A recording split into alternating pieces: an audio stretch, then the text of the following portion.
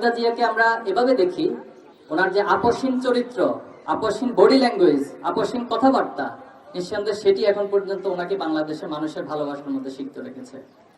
আমরা president Ziaur Rahman personally এখন পর্যন্ত বাংলাদেশের দূরদর্শিতার দিক থেকে, আধিপত্যবাদের বিরুদ্ধে অবস্থানের দিক থেকে এবং ইনক্লুসিভ বাংলাদেশ, যেটা এখন আমরা অনেক বেশি বলছি, সেই ইনক্লুসিভ বাংলাদেশ গঠনের দিক থেকে এবং পার্বত্য চট্টগ্রাম ৭১ পরে আপনারা জানেন অনেক সমস্যা ছিল, কিন্তু জিয়াউর রহমানের দূরদর্শিতার কারণে এখন পর্যন্ত আলহামদুলিল্লাহ পার্বত্য চট্টগ্রাম বাংলাদেশ তার অবস্থান শক্তভাবে রাখতে সক্ষম হয়েছে। পাশাপাশি ৭১ পরে পার্শ্ববর্তী রাষ্ট্রের পরিকল্পনার মাধ্যমে ইসলামকে মুছে দেওয়ার যে একটা গভীরতম নীল নকশা, সেটাও মিশিয়ে দিয়েছেন শহীদ প্রেসিডেন্ট জিয়াউর রহমান। আর বেগম চাই আগামী দিনে ছাত্র শিবির, ছাত্র দল, অপরাপর যারা এই ফ্যাসিবাদ বিরোধী আন্দোলনে ভূমিকা রেখেছে, তারা ঐক্যবদ্ধভাবে বাংলাদেশকে এগিয়ে নিব।